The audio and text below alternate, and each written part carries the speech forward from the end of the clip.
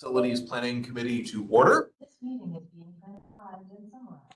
And I will ask the clerk to take the roll, please. Carol, Here. Kramer, Here. Perry, Here. Burke, Here. Frank, Williamson, and Cooey. Here, you have a point. Are we in compliance with the open meetings law? Yes, Mr. Chair, the meeting is properly noticed. Very good. Before us, we have a 13-point agenda. Do I have a motion to approve that agenda? Motion by Caro, second by Kramer. To approve our agenda. All those in favor say aye. Anyone opposed? We've also got copies of the minutes from our initial meeting on January 6th. Anybody have questions, corrections, clarifications for that set of minutes? Hearing none, the chair declares those minutes to be approved as distributed. Item 6 on our agenda, public comment. Anybody from the public that wishes to comment to the Facilities Planning Committee? Be online? Nope. All right, then we will move on to item 7, discussion of current and future space needs, structural soundness and safety for the Sheriff's Office. I can start. Did everybody have a chance to look over the documents we provided? Any questions about those documents? Where's the positive? Where is it? I'm sorry. And it's, yeah, there really isn't much positive on that. And my notes was pretty negatively worded, and that's kind of where we're at with things is, we function in the building we have and we'll continue to function while we're here, but it's, like I said, there's no room for growth for us. We're storing files and evidence and all sorts of things in areas that we really probably shouldn't be storing them, but there's not a better alternative for it here. Like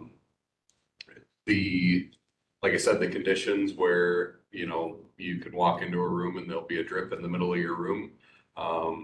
That's just stuff that comes and goes throughout the year.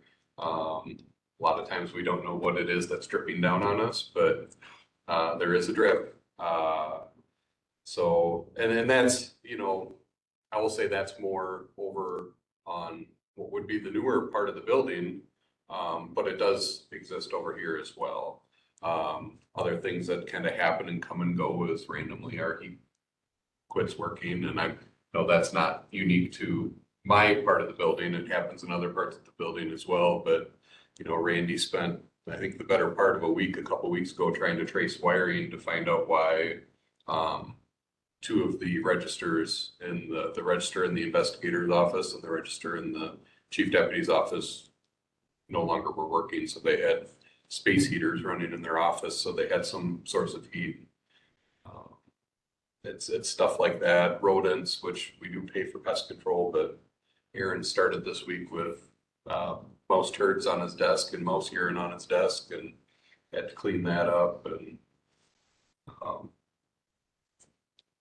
we do what we can with what we have, and we'll continue to do that. But we're in a building. This part of the building was built in 1904, and we've stretched out its functional use.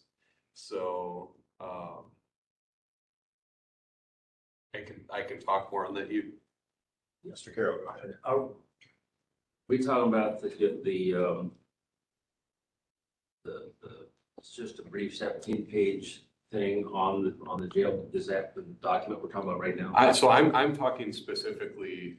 I'm talking outside the detention facility right now. I'm talking about the sheriff's office as like patrol operations investigation side of it. Stuff on the other side of this door over here. Yep, stuff on the other side of this door, stuff on the first level below the jail. That's what I'm talking about right now. So I'm just trying to figure out who generated this 17-page thing on the jail. The PowerPoint, yeah. Yeah, okay. So that would be Lieutenant Repnow, who is our jail administrator. Yep. Well, when we get to that one, I got questions. Yep. So and Chief Deputy Wallace is online as well. I don't know if he has anything to add. I guess they're separate, right? The sheriff's office and the jail, but the jail is part of the sheriff's office. It's part of my statutory duties. I look at it as if wherever they go, they need to go together. So, and a lot of the problems are, if you see it in one place, we see it in the jail as well. The jail certainly has its own set of unique problems. But, we're interconnected. So. Other questions, Sheriff? And if you ever want to see an example of what I'm talking about, I can take you down into our file storage room and show you that. Or wouldn't necessarily take you into our evidence room. You'll have to take me at our word for that. But it's we had, I want to say, I wish Bob was here because he was the one who called me about it. It was probably maybe 2 years ago now. We had water infiltration from the parking lot that actually had went into what would be our evidence prep room and our temporary storage, and actually went beyond that into our long-term storage, into our evidence. So it's just these aches and pains of, and again, that's our newer portion of the building, newest portion of the building, but it's stuff that happens. And I think just this last, I want to say fall, we had a waterfall in our garage. And that's the only way, it's the best way I can describe it. It was literally a waterfall coming through the ceiling. And I think that's been fixed and hopefully won't be a problem going forward in the future, but it's just that kind of stuff that keeps popping up and creeping up. And We do have Venture Architects here with us. They did the assessment of the facility, and some of these things we're talking about are structural and equipment wise. Were those part of the things you reviewed when you looked through? Yeah, we looked at structure, all the plumbing issues, HVAC issues, all that, any electrical issues. That's in the report. If I don't know if everyone has gotten a copy of that. But he should have, As as we well. double check and somebody doesn't, we'll be sure to get it to them and get it the folders we're looking at, so. So like the electrical systems, it's working, it's old. As you get older, some of these things, repairs are gonna be difficult finding parts for. Even when you get to the jail, those types of things, getting even blocks and stuff like that. and I guess just to talk a little bit more on the sheriff's office side, because I mentioned it in that document, just how spread out we are, right? I mentioned how inefficient our facility is, and it's, when I say that, it's, everything's so spread out and spaced out, right? I think for today, I say we do have enough space. I feel like for today, the space we work with is good enough. We have no room for future growth. And then part of that, again, talking on the inefficiency where we have office space that's over here and then office space that's clear on the other side of the building. So if something happens over here, we're delaying a response for, I mentioned the interview room. If something goes wrong in the interview room, getting people to help in the interview room, or you have those safety concerns, and then you add in mold issues, rodent issues, you have health safety concerns in the building as well. So you have a sufficient quantity of space, but it's definitely not optimally organized. Yeah. Go ahead. You said that the venture space assessment says you're short by like 10,000 square feet or something. So I just wondered how that finds. Part of that was when we did the programming sessions, and through that, we look at future growth as well. So that's part of what the sheriff was mentioning. You don't have any future growth, but if you did everything and getting the spaces that you need and making it efficient, you'd have an increase in area. And that'll even apply more greatly with the jail. We can get to that part. Other questions? I'm new to the board, but I'm not new to this building. And in the early sixties, we were just about in as dire straits here as you are now, when Larry Wyman was sheriff. And there were no facilities. We booked prisoners by the dispatcher desk. I mean, it was not very nice. Yes. And there were probably only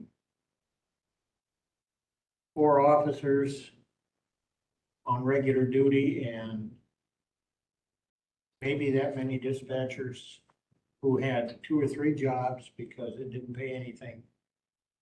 So, I mean, it was bad then. I was gone when they built that, or not involved when they built the new jail, which is now the old jail, and not fit. I just don't see any reason why we are gonna dwell on trying to save this. What we need to work on is getting a new facility, but before that happens, we're gonna have to do something to help you people, because you can't continue this way. It's just not right. Any other questions or comments? Mr. Comments, do you have anything? No. Okay. Final thoughts, Clay, that you want to share? Not really, no. Okay, so I think we could probably move on to the jail and I'll hand that over mostly to Devon. If any committee members were interested in seeing some of the things you're talking about in Yes. person, they can contact you. and- Yep, yeah, if you'd like to, if you'd like to see any things I'm talking about, just get a hold of me. And we can make arrangements to show you that to you. The same thing, and I'll mention this as we're going into the jail. We're doing our committee tour of the jail. The Public Safety Committee every year does a tour of the jail. So we'll be doing that at our next Public Safety Committee meeting. If you're available to come to that, I'd encourage you to do that. Otherwise, we can make a special appointment to do that as well. When is that? First Friday in February at 8:30 in the morning. So we usually will conclude that meeting with going to the jail. So What's the date? First Friday and whatever. That'd be the sixth. Yep. yeah,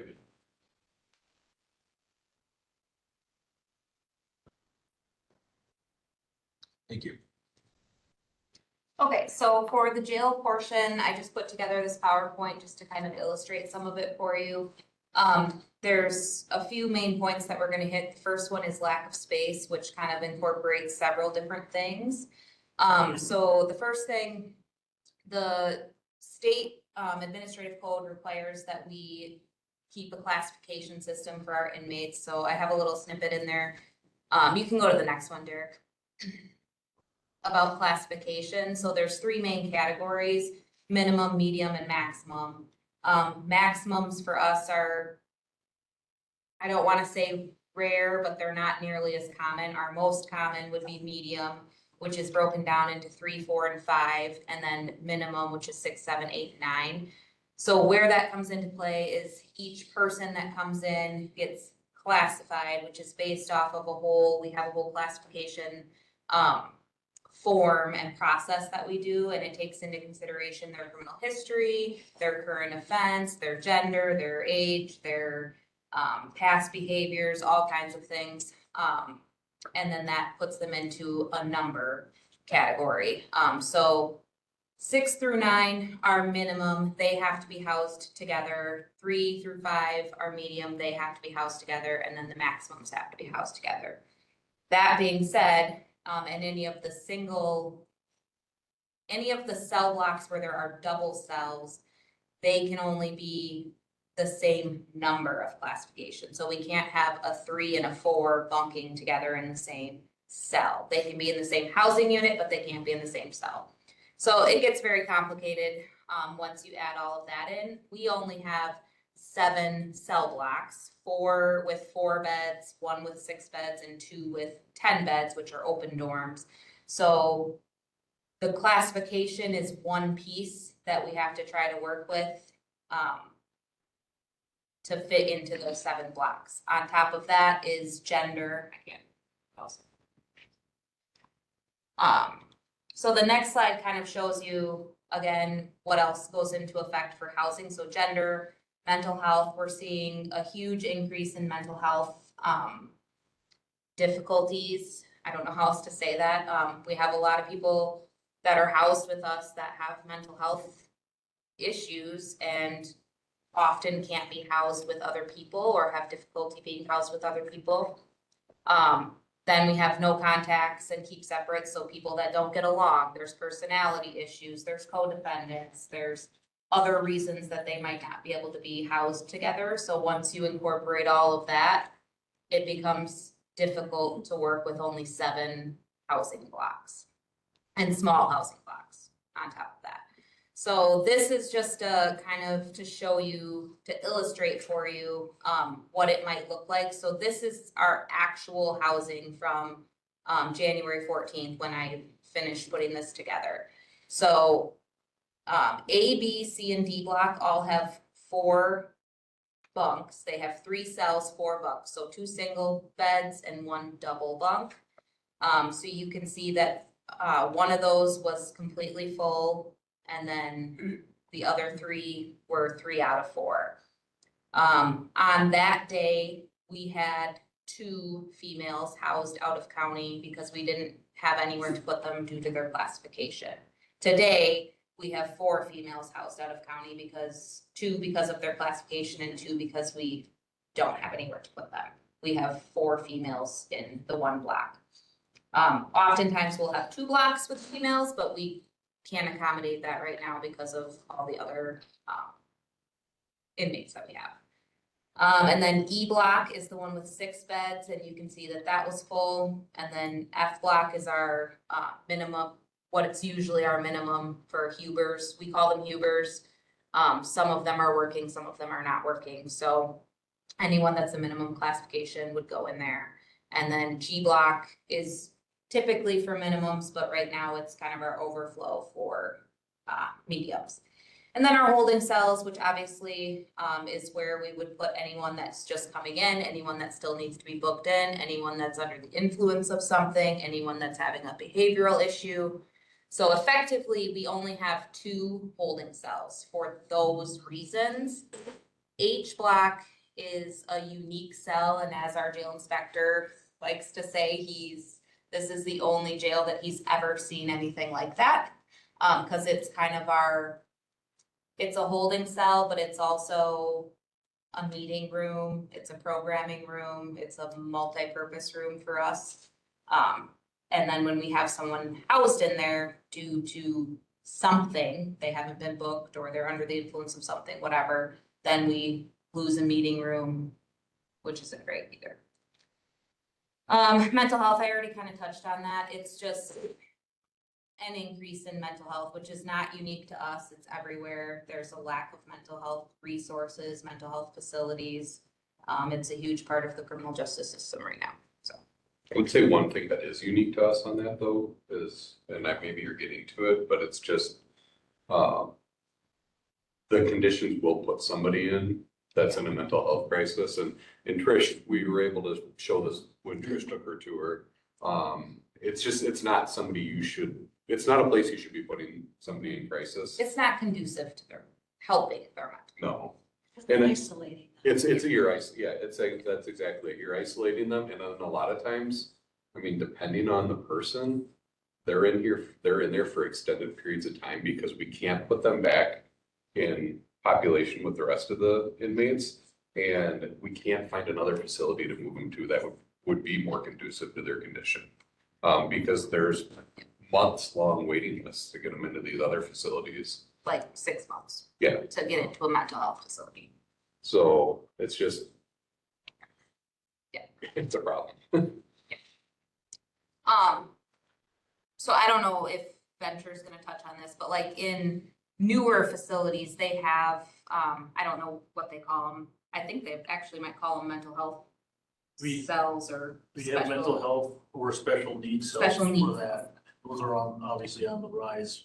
Yeah. Over the years that we have facilities, half of your facility could be special needs to that. And again, touching on that it could be anybody, it could be mental health, but those are also used for medical reasons. People just don't get along, can't be with house.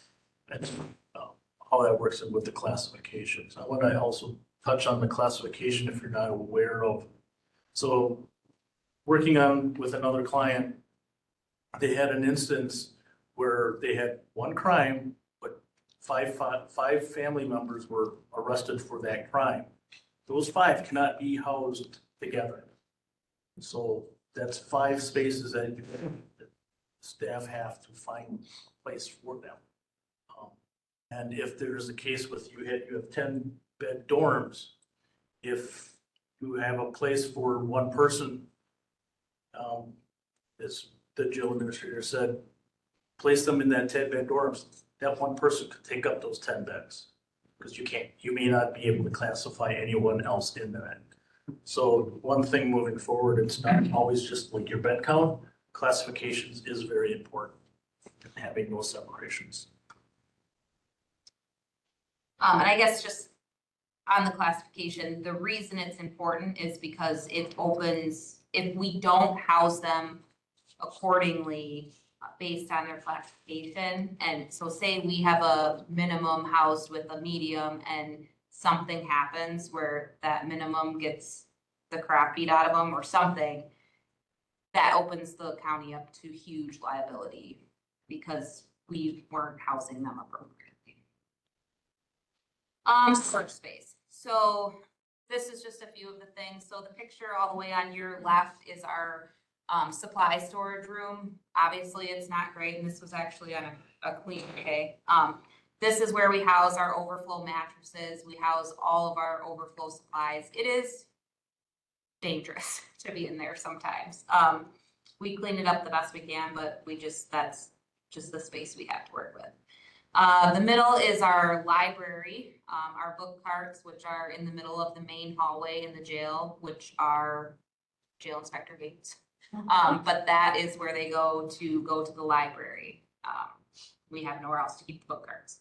And then the third picture is our inmate file storage. So we keep the current 5 years in the jail, and then we go through them periodically, and anybody that hasn't come in 5 years, we will move it to the basement. But we struggle to even keep the 5 years and keep it organized. That room also doubles as our staff break room with the fridge and the pizza pizzazz.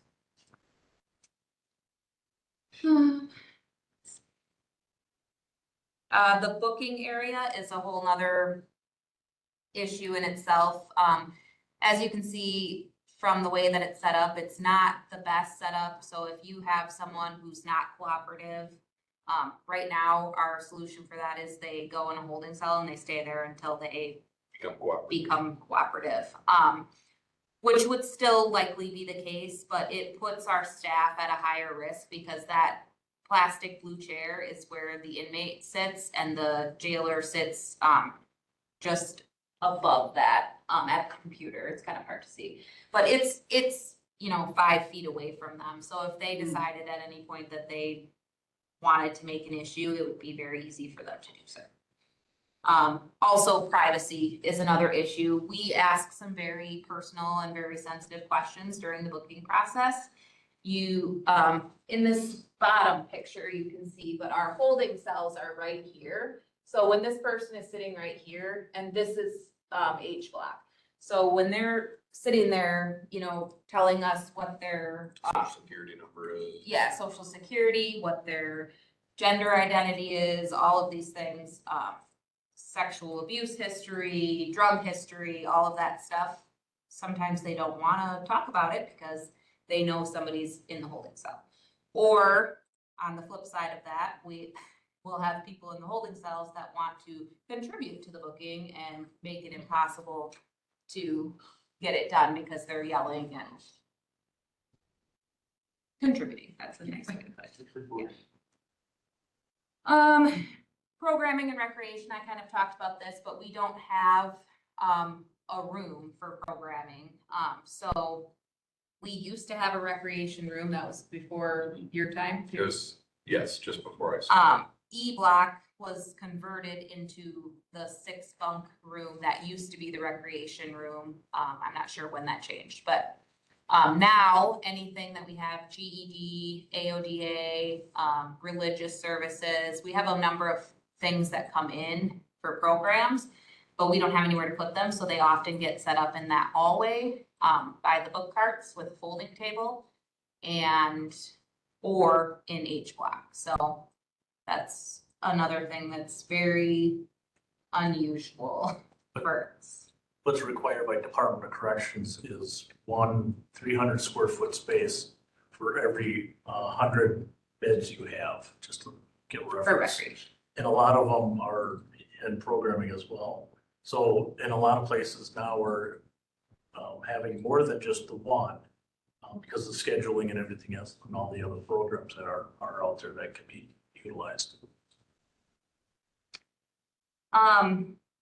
Next is the non-secure dispatch, or, well, that's another unique challenge for us is that we're still combined jail and dispatch. We are one of only 4 facilities that I know of in the state that still do combined jail and dispatch. And I know at least one more that's building a new facility that will be separating.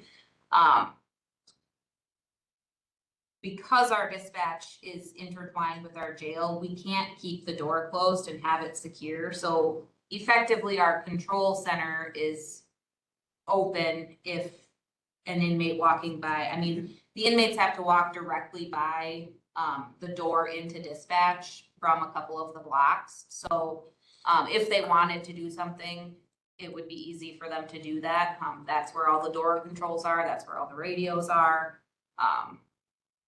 So it's not great. Our jail inspector also notes that every time he comes that he hates it.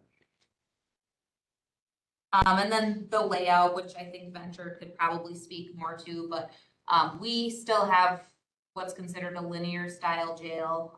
Most new facilities are a pod system. So there's like a 360-degree view from the control center or command center so that you can see what's happening in the entire jail at one time. And then also he kind of touched on this already, but the parts for our outdated bars and doors are expensive, one, but also they're hard to get. We've been waiting on a part for one of our walk-through doors since I took this position. So we're going on 2 years. Well, more than 2 years. So, yeah. And then there was another sliding door part that he was here a few months ago and said, well, they don't make that part anymore. So we have to find somebody to like custom make it. So I'm sure that'll be expensive too. Newer facilities aren't using bars anymore on cell fronts or day room fronts. It's all glazing, attack rated glazing, so it's protected, but because of the anti-ligature issues, so all of those things, which you still have those issues as well, that, you know, problem could arise. Linear jail is what it is. It's, you know, like a wing and you're looking right down it. You may have cells on each side of a corridor, like an apartment building. Yes, there's cameras and stuff visual, but it's always beneficial for somebody centrally located and just kind of look around so they can see out of the corner of their eye or something's going on and have direct eyes on them. And that's the way we design it.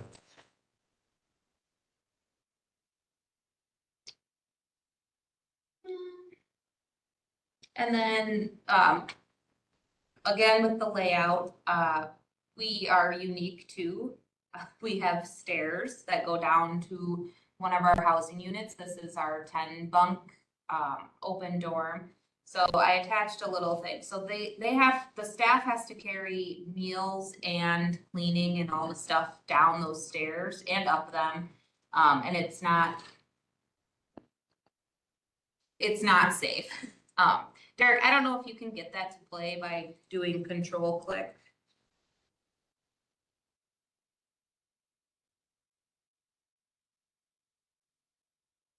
It played on our iPads. Okay, so you've all seen it. Okay. Do we need to play it or no? No. No. So the main thing, usually we have 2 people try to help it down, but carrying the mop bucket and stuff down it's been spilled more than once, which is not great. And then if there's not a second person, it can be treacherous to get the carts down with one person. Okay, so alternatives. Are we required to have a jail? Technically, no, the statute only requires that, the sheriff is able to house and care for those that are in our custody, which would have to be done through another county. So we would still be responsible for the cost of their housing, and medical and any transport of those individuals. There are no other counties in the state that do that. This would save approximately 4 to 6 positions if we were to get rid of the jail, but we would still have to maintain 8 to 10 dispatch staff.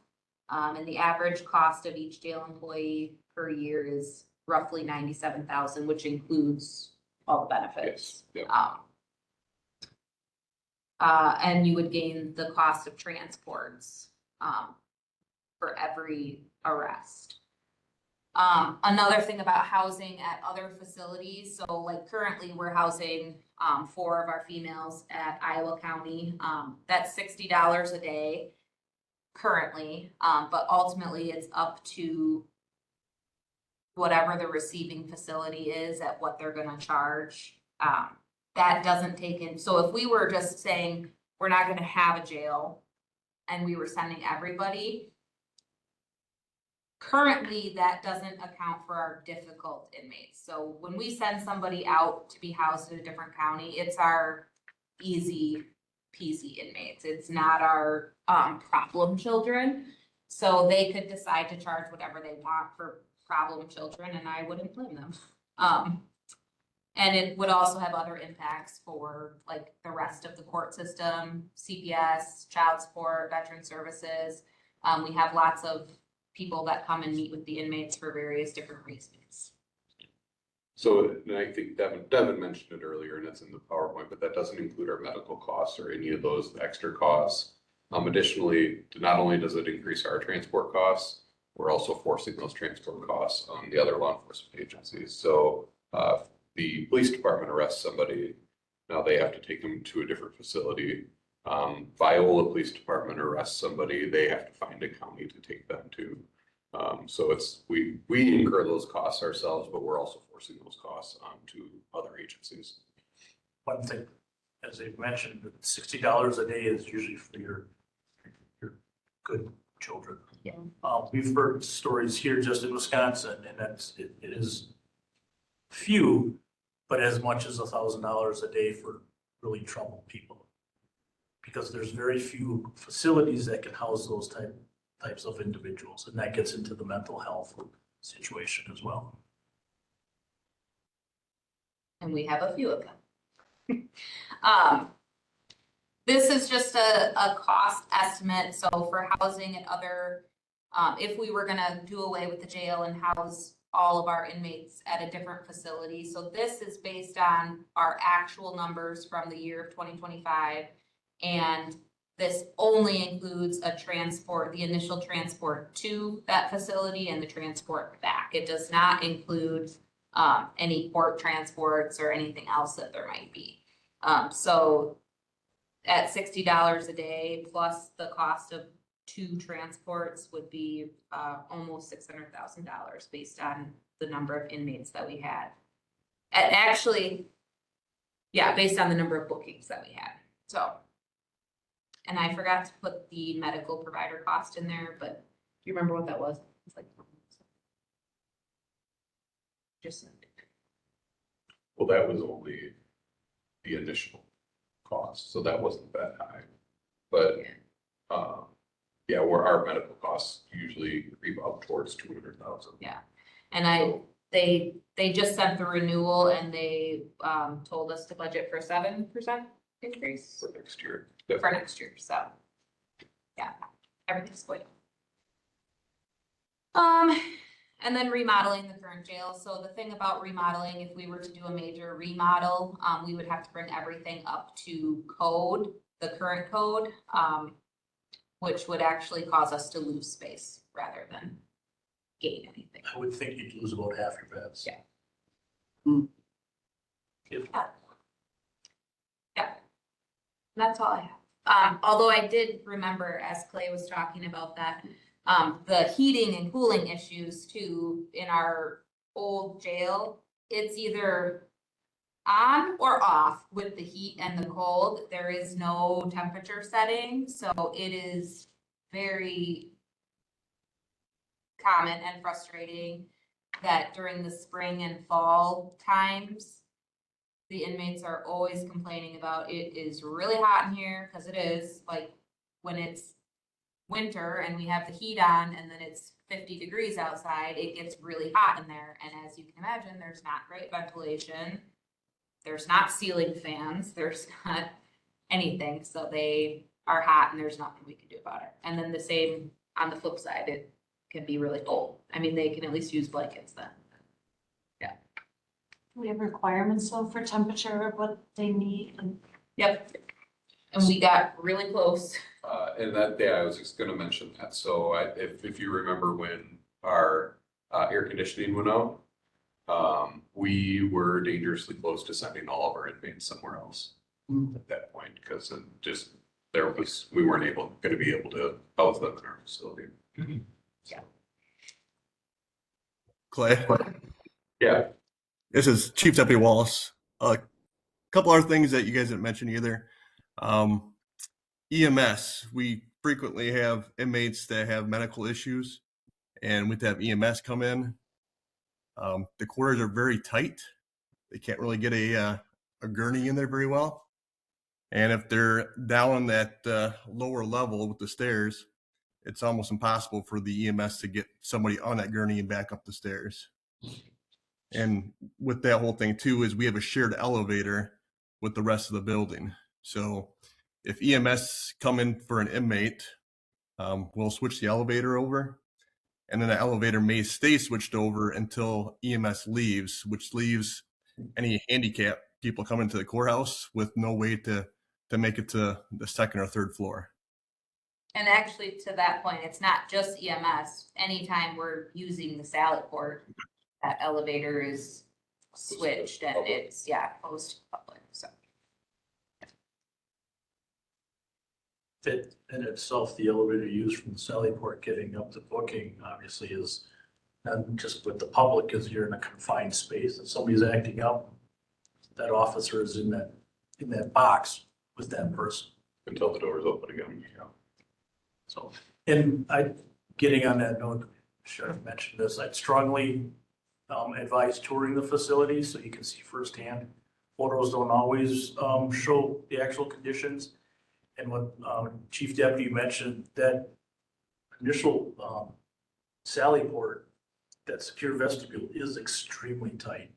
And even that, today's standards wouldn't even meet building code for that.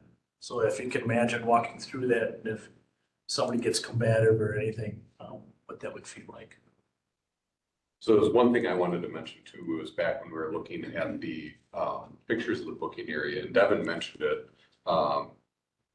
Again, for a reason to come and just look at it yourselves, look at the jail yourselves. That space that that's between you and the inmate you're booking, it's really something you have to, a picture doesn't do it justice. It's something you really have to like see with your own eyes. I mean, in most facilities, not even necessarily modern facilities, but in most facilities, there is a barrier, some sort of barrier, a counter, something like that between you and the person you're booking. For us, it's the corner of a table. And even more up-to-date facilities, you have a pre-booking in between booking. So an officer brings someone in, there's an area that's not technically in the jail yet, but that's where the paperwork gets done. It's got time for that person to calm down a little bit before they actually get handed over into the jail, and it gets formally booked. Yeah, Mr. Carroll, go ahead. Major case, okay?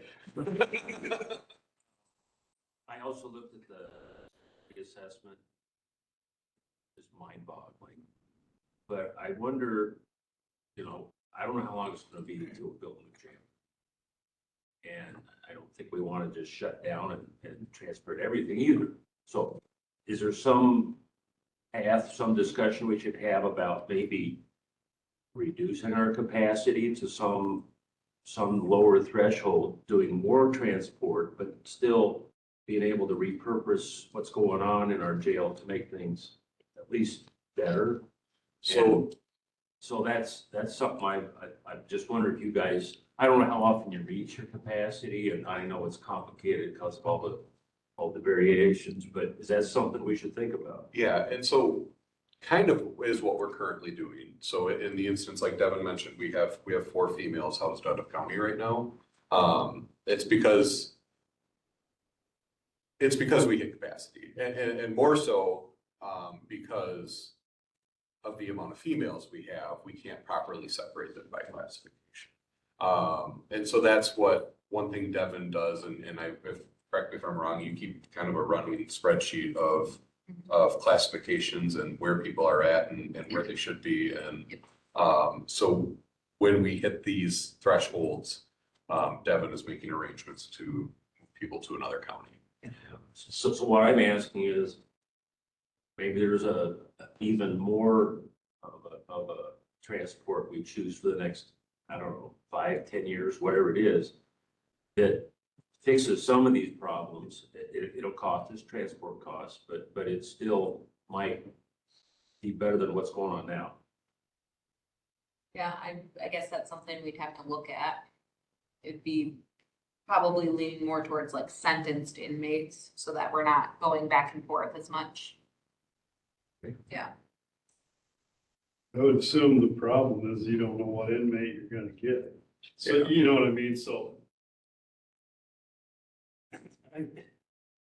there's no way of knowing, right? Who's gonna show up and gonna end up being and have to be in jail for 6 months, a year, whatever the case may be. I would agree with Steve. You're doing what you have to do right. But we gotta get to some place where it's easier to operate. And not knowing the caseload and you're never gonna know that, but to figure out some way to get to a better place, because it's not gonna happen in a year. You know, I mean, the reality of it is, that's what it is. Now, is it gonna happen in 5 years? I don't know. I mean, it's the cost, and nobody's said a word about cost. But the cost is gonna be pretty substantial at a minimum. And the county, unfortunately, is not in a growth mode, is more so in a decline mode, so that makes it even more difficult to go down that road. So how do we get, and it's a question, it's not a, how do we get to where we can make this function? And I think we have to look at 5 years down the road at a minimum to what we can do. I mean, how do we make it so you guys can function and still provide the service that we have to provide in the limited space that we have? That's the dilemma, and in my opinion. And I mean, it'd be great if we were breaking ground tomorrow, right? Yeah. But it's not a reality. And I mean, 5 years to me would be a stretch where we're at as a county. So what do we do? What do we do to make it so you can function at the best, provide the best service, right? At the end of the day, and the cost, unfortunately, is the cost. I don't know how to fix that cost. You know, contracts, things like that are ways to try to mitigate it, but it isn't a way to, you know, I mean, right now, if you're looking at it, and I just look at this number, it's $1 million a year if you didn't have a jail. It's $1 million. And you got some savings with labor, you know, half of it, a little better than half of it. But, and $1 million, I'm just grabbing a number out of the sky, but I figured for another $400,000, you could probably make sure that everybody was where they needed to be. Now, does it fix the other problems? No, it does not fix family concerns. It does not fix any of that other stuff. And I don't know that you'll get all that labor back anyways, because if you're transporting all the time and doing this and doing that, you may not get all the labor that, you know, I mean, you made it look really good here, but that doesn't mean that's what reality is. Because if you got to transport back and forth, you're going to add labor there too, you know. Keep in mind too, so getting on that note, if you're say shutting down the jail and you're gonna transport them to another county.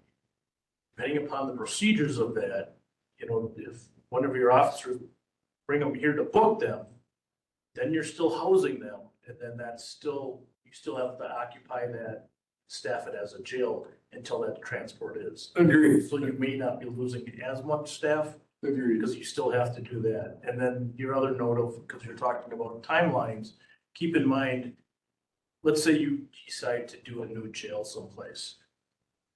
You're probably looking at 10 to 12 months for design and probably 2 years for construction. So if you're looking at, say, the 5 years before you even start, you're about 8 years out before you can even occupy it.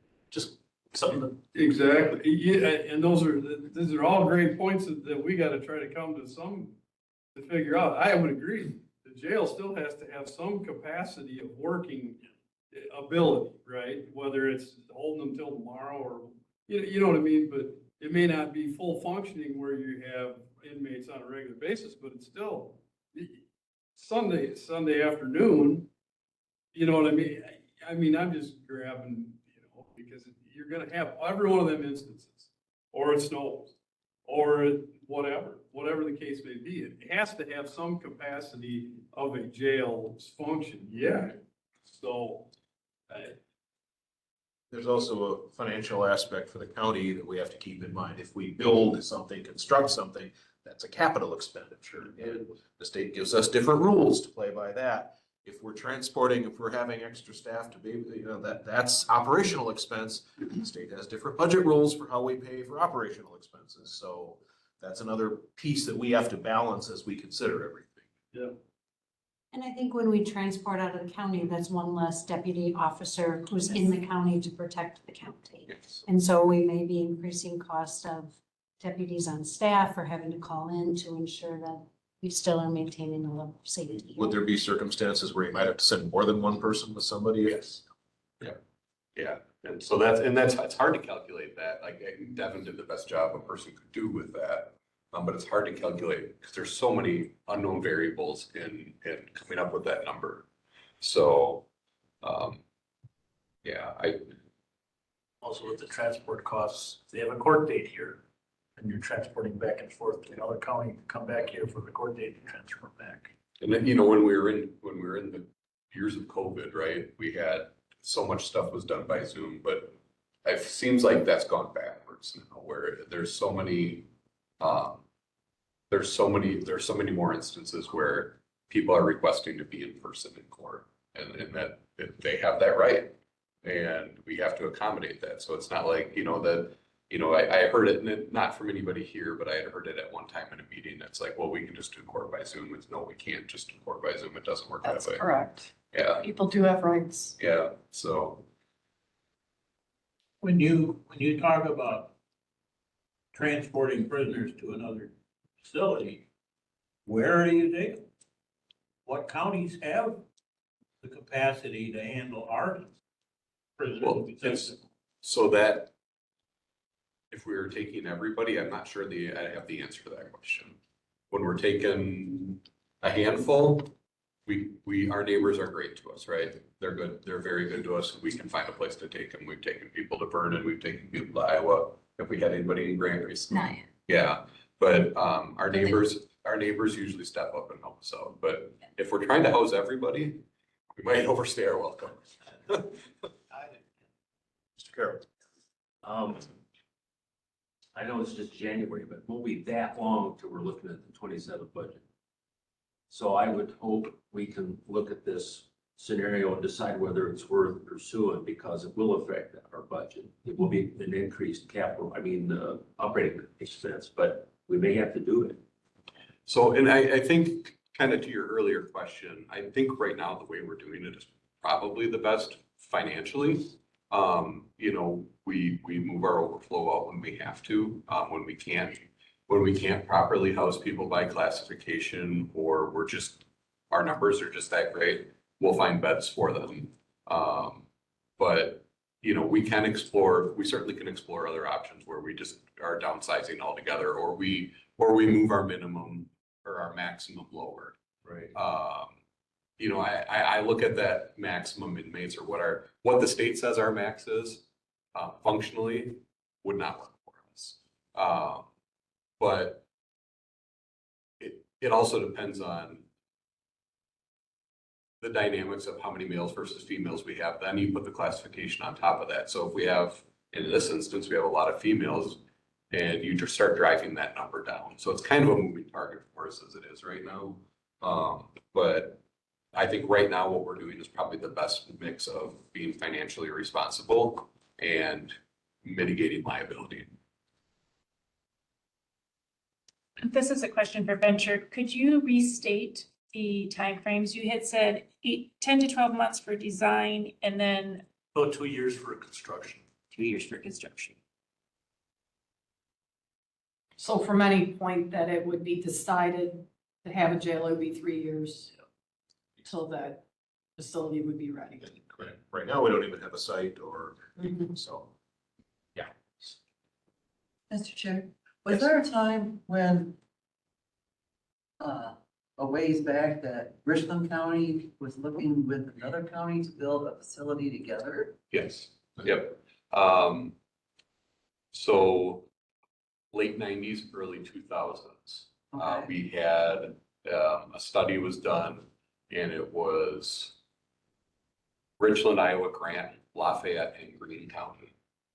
You're really stretching out a ways there. Yeah. When you add Lafayette and Greene, but, there was a study done on that. There was a commission that was formed from the various counties that looked into that. And honestly, I don't know the history of it to know how it dissolved.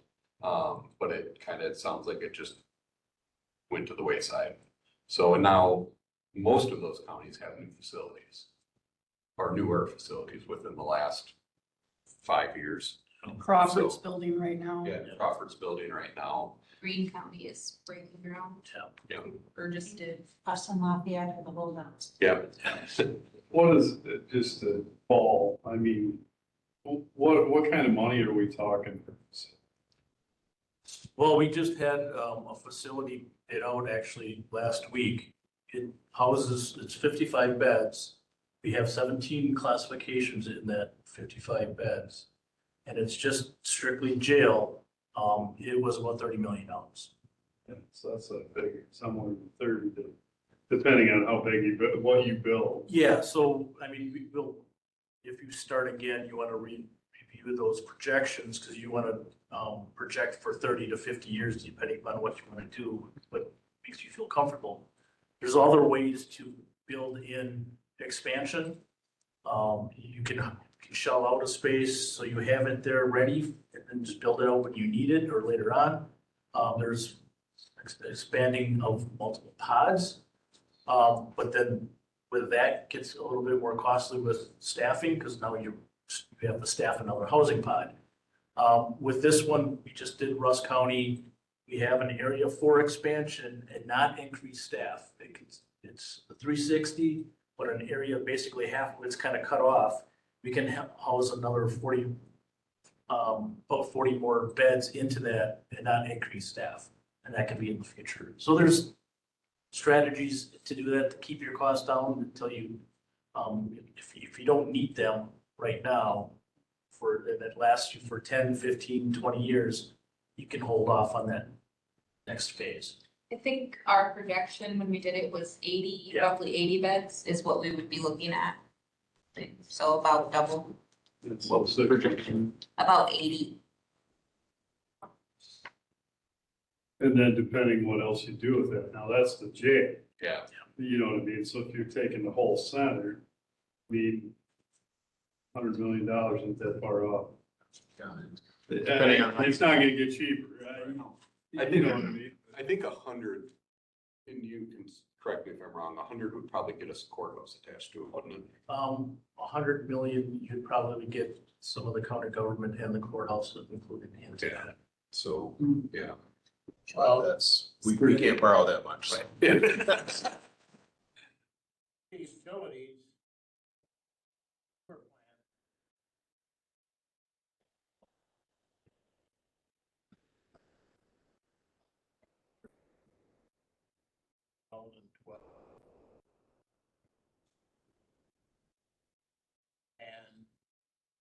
cost was astronomical to us at $30 million.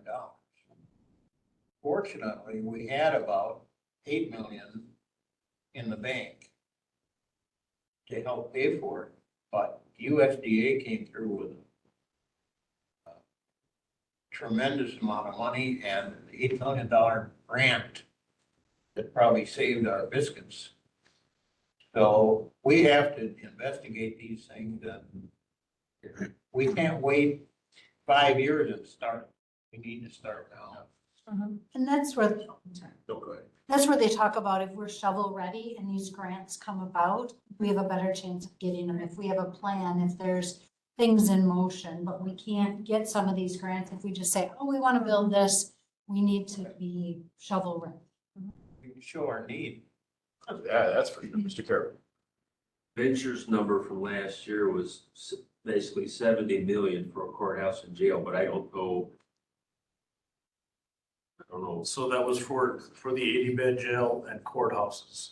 So I think I'd have to look at the program. You have, I don't remember if we had an expansion for the additional courthouse or courtroom. So it might It have says been, building replacement. yeah, so it was might have been two jury courtrooms and then one court commissioner with that. So yeah, you're roughly about 70 million. That, with that courthouse, with the judicial suite, that would include typically the DAA, clerk of courts, child support in that facility as well. And I think that plan also included, like, for the jail portion for a portion of them to be able to add a second bunk Yeah, later. so that's also another strategy, like Trumbull County, when we did that. We have the cells, we size them appropriately for double bunking, but they decided not to put in all of the bunks. A year later, they put it. But in their case, they're also housing out of county. So, and they're getting a pretty good revenue from that right now. Yeah, that's would be the question, you know what I mean? Iowa County, Crawford County, Grant County, Vernon County. You know, it's a revenue stream. Yeah, a lot of them are housing state and federal inmates now. Sure, Yeah. I'm sure. You know, The other factor, so depending on how we would decide to do a jail, there are ripple effects. Well, if we build just a jail and not a courtroom, well, then we gotta get it back and forth from the new jail to this courtroom. Right now, it's an elevator and hallway, which has its safety concerns and everything, of course, but they're at least together. If we change that, we add more operational costs in and more time, and that's just what you gotta do. Mr. Carroll. Speaking of the courtroom, we have the discussion from Venture on possible bonds to the court area. But there's no narrative with it that I can find, so I'm not clear on whether that is a temporary fix or what all it solves versus build the new. That's next on our agenda. Well, that's To get fine. into that stuff. But I want to make sure we've answered everything for jail before we move on to that. I think I'll just add, because we talked about that regional facility, right? That was part of the plan. So, I want to say, so there was studies done in the late 90s, 99, I want to say comes to mind, about our overcrowding problem. I believe we had a report that was drafted by the National Institute. So we had reached out to NIC, National Institute of Corrections, to do a study, space needs study for us on the jail. I believe that was in 2003.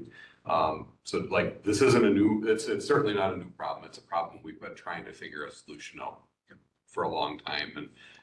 And there was a newspaper article that you just recently found that kind of detailed that same stuff. And it's so.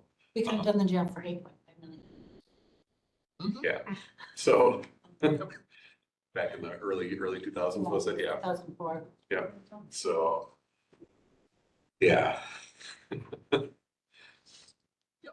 And then I guess that's another consideration too, like the further we push this off, it's more expensive. Right, yeah, it's 30, 40 million now, 50, 60 million, 10 years from now. Because Iowa County was built around 2020, right? And that was right in the beginning of COVID. Which is probably slightly larger of a facility than what we need. Yeah, they got under, because everything after COVID for a few years, everything skyrocketed in pricing. So they got into like Trempealeau got in under that threshold, Yeah. so their prices was pretty good. So then I want to say Iowa came in just under 30. Yeah. So. And that's, how many beds was that? I think 101, 104. Yeah. Something like that. Bigger, cheaper. Yeah. Well, And theirs is that's- just a jail, Not a court. not a It's cover. a sheriff's office and jail combined. They did build it, to maybe someday attach a courthouse to it, but it's just the jail and sheriff's office combined. And they had remodeled their courthouse quite a bit years before that. I try to stay out of courthouses and jails. But you know, they're very interesting to tour. You really can see a lot and really ours, you know, there's the picture in the Observer today on the front page. It is absolutely beautiful from the outside at a distance. And then you get in the inside and you realize, and when you work in it and you realize, and I was, as Clay went through, you know, mouse turds, but you know, I'm like, check, oh, but bat turds, bat urine, check everywhere. And so and you know, and then that's not even talking about wiring difficulties and all of that, and just everybody around us has remodeled. And they capitalized on years ago when building was a lot cheaper. And, you know, we delayed maintenance and we didn't remodel. We're really behind. And so it ain't gonna get any cheaper. We just have to figure out how we do it. And I think everybody's at the point where they're not gonna say you don't really need that. Hopefully, nobody would think that. And if they really think that, they do need to take some tours of some other facilities. Any other questions on jail court? Or jail administrator? I'm gonna ask a question about when we built the new Pine Valley. How did we finance that? Does anybody, you know, I mean. The board just voted for it, then they financed for it, and then that was before the county's bond rating went after. So they got in at a time when they still had a favorable bond rating. Right, but wasn't that where Pine Valley had to pay back to the county? Well, No, they it's just- gone through some changes since it was constructed, and that has to do with how we count certain monies and move certain monies around because we can levy for capital debt outside of our levy limits. The county levies for Pine Valley's debt. And then Pine Valley gives operational money to the county that we can then spend on salaries and stuff like that because we're not taxing levy for it, so it's not subject to those limits. So it's kind of a shifting game, but that's what we morphed into after we built Pine Valley and financed it with long-term capital bonds. And I think we refinanced the debt on Pine Valley after we built it because interest rates were a little lower at that time. But yeah, we've got how many more years left on that debt? 10. About 10 years left on the Pine Valley debt. David, is that similar to payment in lieu of taxes? No, No. payment in lieu of taxes is a non-taxed entity giving us money. Pine Valley is the county. It's a county operation. So instead of them just paying their debt and us not putting it on the tax levy, we put their debt on the tax levy so we can get that money in, and then they give us some of their operational revenue towards it, but we can then use it in a more flexible manner. But it doesn't cover their debt payment. No. It's about, what, 60%, a little over half sometimes. They are trying to budget for more than that, They are. so we'll hopefully make some progress on that, but yeah. Oh, no. Payment in lieu of taxes. The utilities pay over $500,000 a year to the city. And city owns the utilities. It's not an outside. I guess I think. Yeah, I'm not sure how that works with the city and city utilities, but yeah, Pine Valley is us, so it would be us paying us. You got a question? One of the concerns that I think I heard, but it didn't come through loud and clear, are safety of the employees, whether it's the officers, the people that work at the jail, the people that are involved with transporting prisoners. To me, that seems like it was something that was a little understated rather than emphasized. And it's a real concern.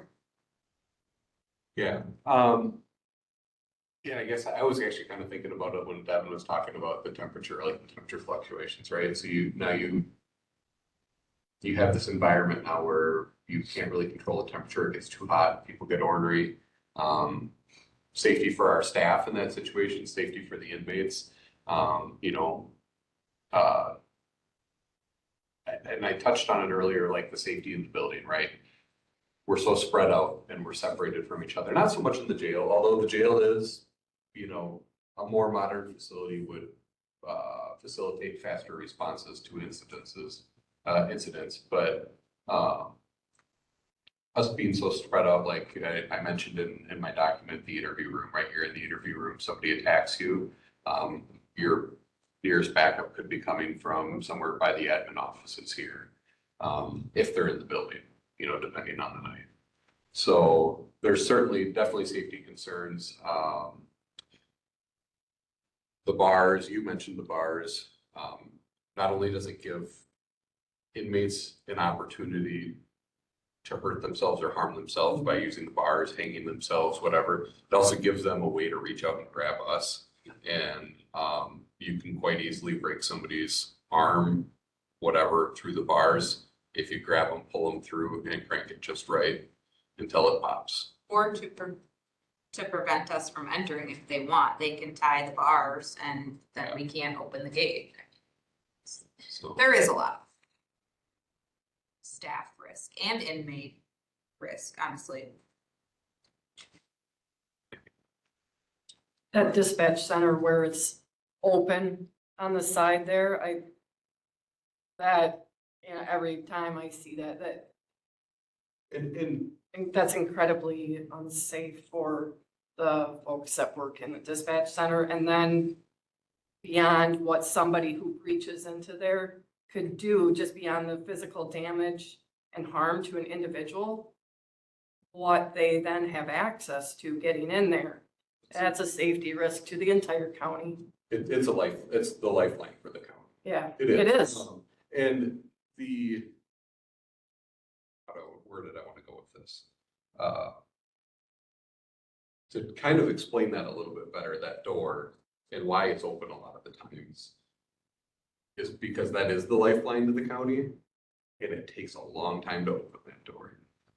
So if you have a dispatcher who's handling a large emergency or in a lot of instances, lots of emergencies at once, and they need help, the dispatcher has to hold a button, physically hold a button and wait for that door to open. If you let go of the button, the door stops opening. So it's not, and there's really no way to avoid that because that's a built-in safety, right? Because if somebody tries to push through the door and you're closing it, then you don't crush them in the door. You let go of the button. Same thing with opening it. If you're opening it and you decide you don't want to open it, you let up and it stops. It's not just a press, it opens all the way, press, it closes all the way like a garage door. We need that level of control, but that's where that comes into why that door is open so often. Always. Questions from the committee? Thank you very much. Thank you. Thank you for listening. We'll move on to the next item on the agenda, discussion and possible action, review of small and large courtroom layouts. So with this one, I guess I'm asking the committee, do you need a full presentation like we had with the jail and the sheriff's department? Or based on the security report I sent you, based on the courthouse security committee that we have that continuously talks about the safety and security concerns of the two courtrooms, and based on Venture talking about in their reports the safety and the security of the two courtrooms. Do you need a presentation, or are you comfortable saying the layout of the courtrooms are unsafe for our court staff, they're unsafe for our people who come to court? We need to make that towards the top of the priority list. Any committee? I agree, we need to move it to the top, not to take away from the jail. But we definitely need to do something there. This is something we need to look at doing within our current facility. Yeah, we because need to- what is in place We right need now. to address that as quickly. Carroll? I have one comment to make, Bob. Okay, so I was in the courthouse. And an inmate had to communicate, this was Zoom time and all that stuff. And the judge, I can't exactly remember how it was, but they were holding 2 and 3 phones to try to make this communication. Did Probably we in the fix- small courtroom. Did we fix that? No, I was in the big court. They were using a phone and another phone, trying to communicate somebody. Was this recent or a few years back? This is 4 or 5.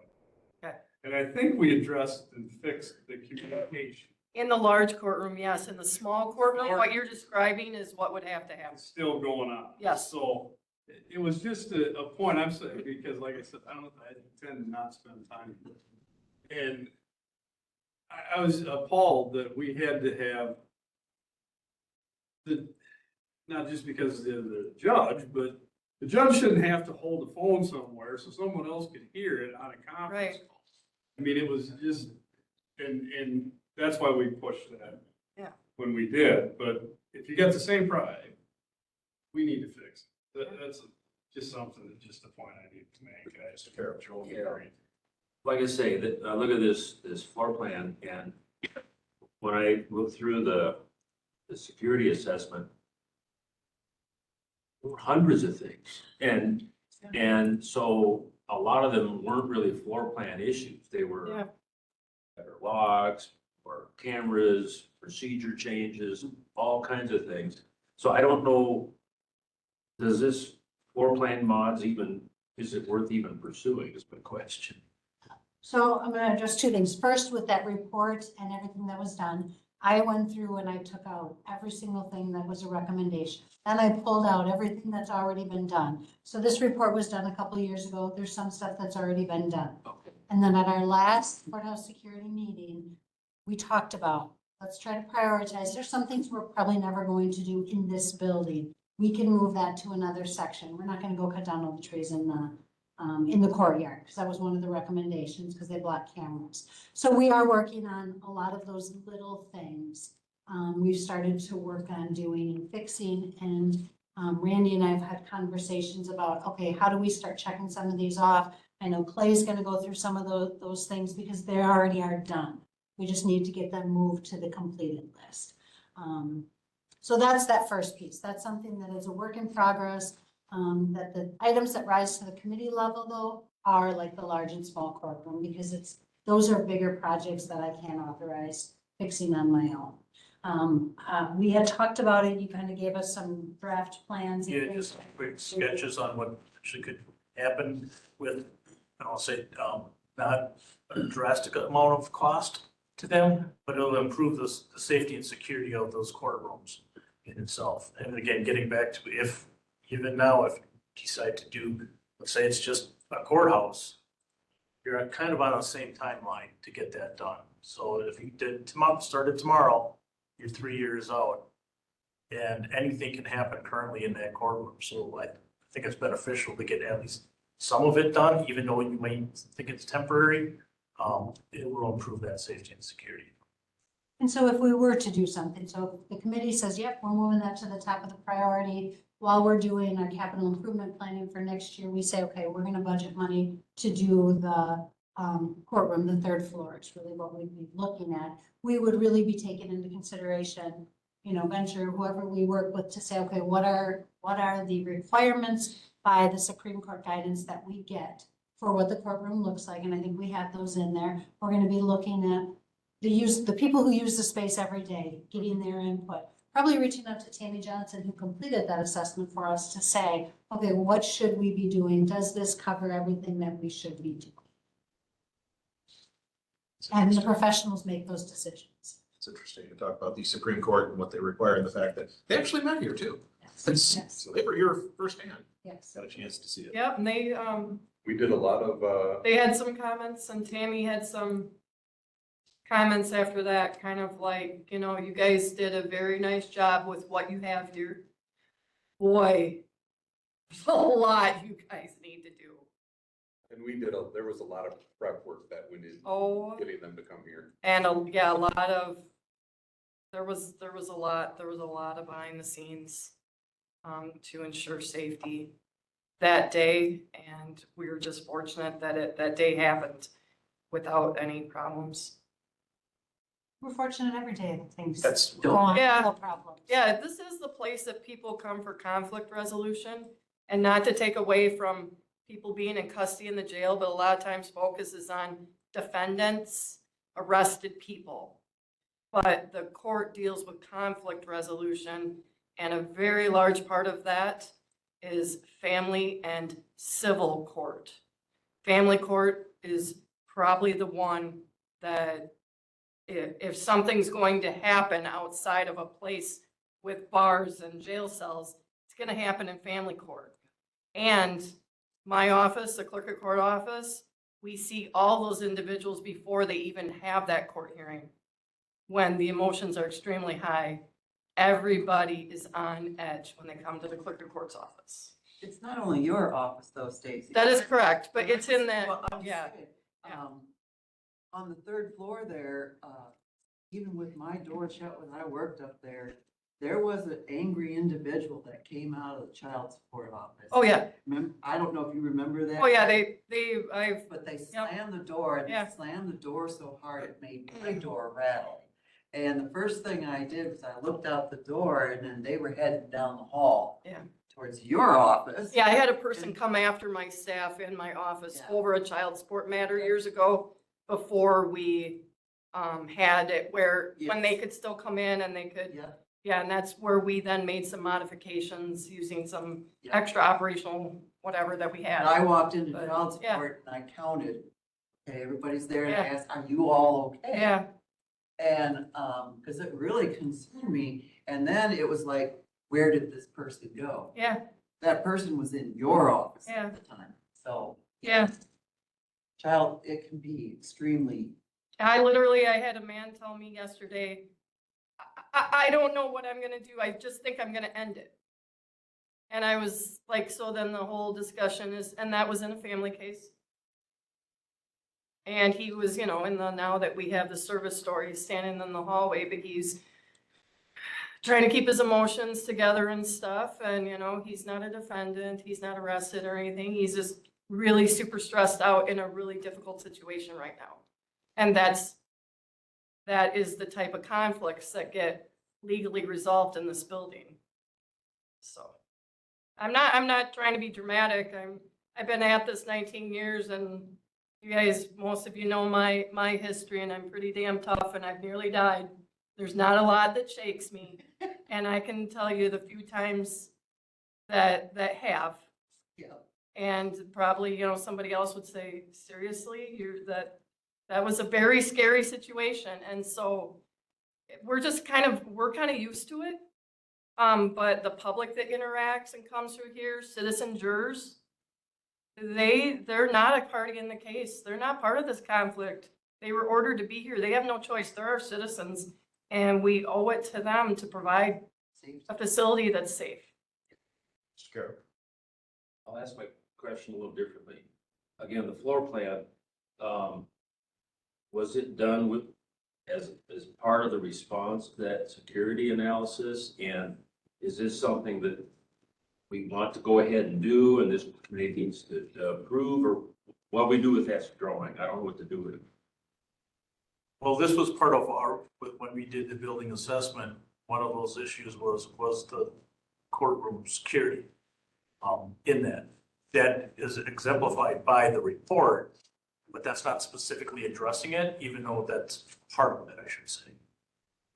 This is one of the things that we looked at, touring it, saw the concerns, and then the drawing was just a result of what we could do with the existing spaces that you have and try to accommodate those as much as possible.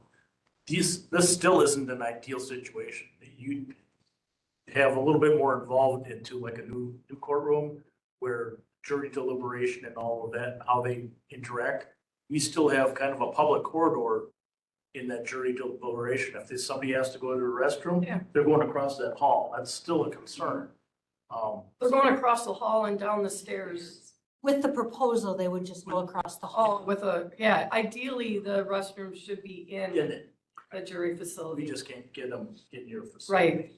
Understood. So my question stands, should we do this? What I'm asking for tonight is for you guys to, I think my motion is to confirm that the courtrooms are in need of safety, structural, and space changes that should be designated, that these spaces are a priority.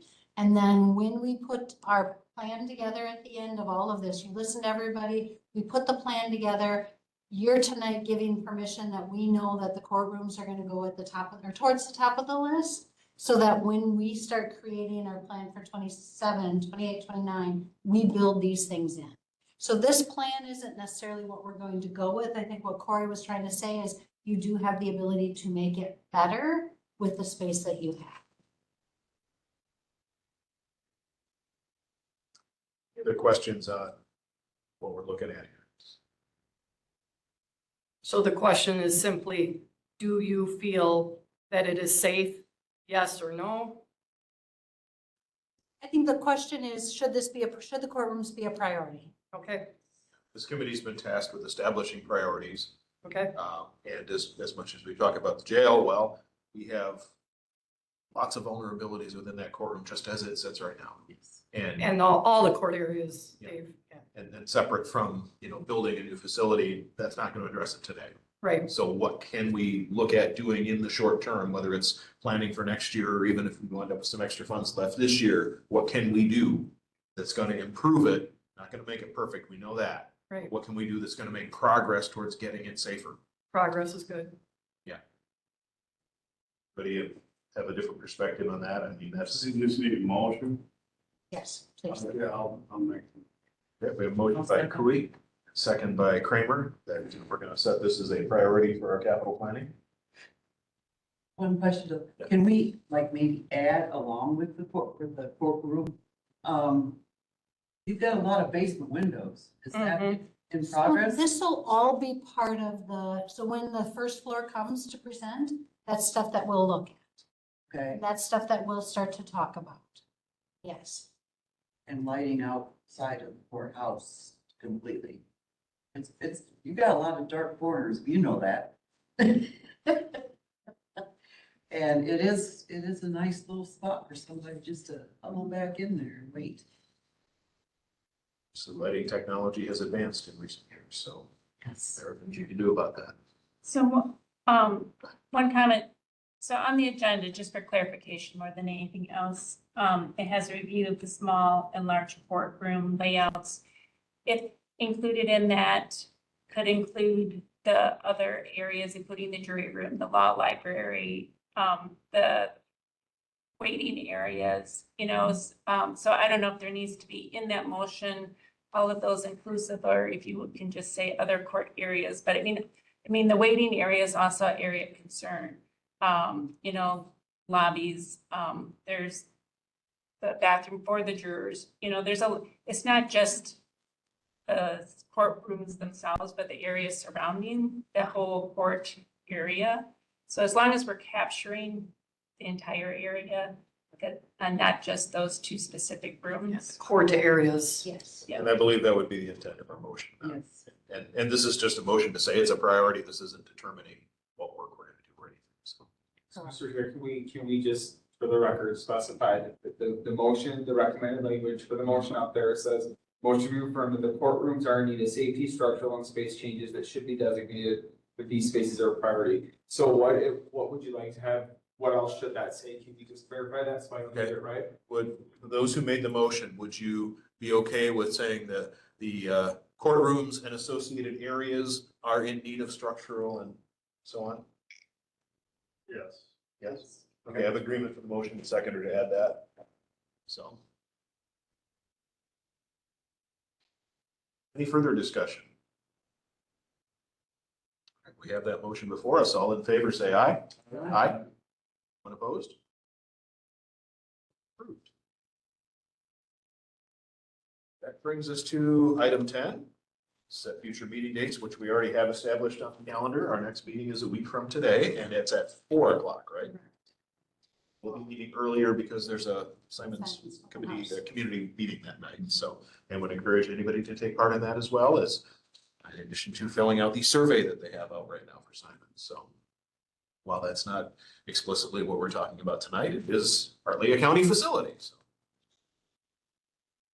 I want to thank you all for really seriously trying to understand this issue and studying it and trying to find resolutions and interim solutions and progress.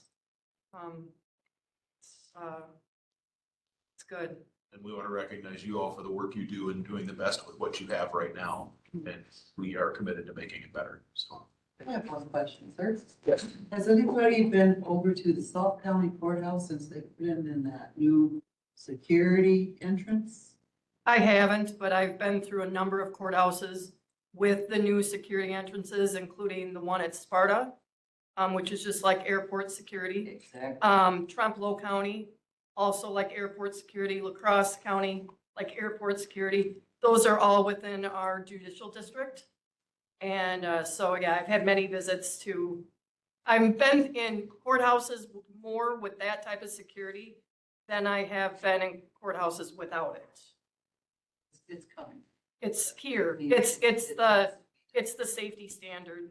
And if you keep your entrances secure all the time, your entire building is safer all the time. And that, so if you can head off your problems at the entrance. Actually, Waukesha County is closed tomorrow because of the weather. Right. And the reason they are is because their monitors, the people, they must not have sheriff's department personnel there. They must have contracted who are considered by the county executive, they have an executive, to be non-essential staff. And so all non-essential staff in the county have been told that they don't come in tomorrow. And because of that, since they don't have a secured entrance to their building, which like ours, but just much bigger, is everybody, is the court and all county offices. The county exec said the entire building is closed.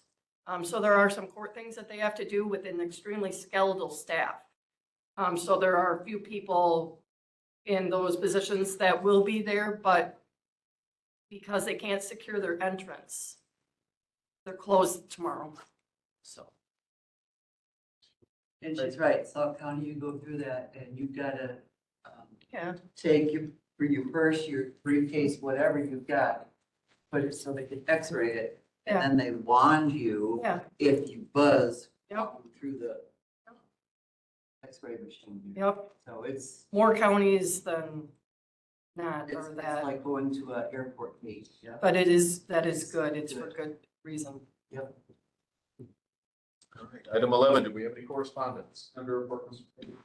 Very good. Any future agenda items that you would like to see added?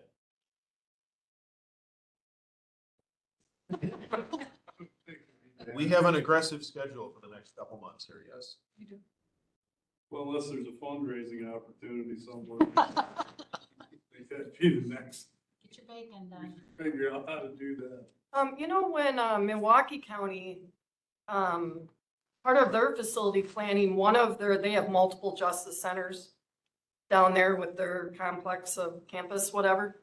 When the clerk of courts did the push to get the more money for the counties with the budget, and that bill that went through earlier this year, it specifically had funding in it identified for Milwaukee County for their complex.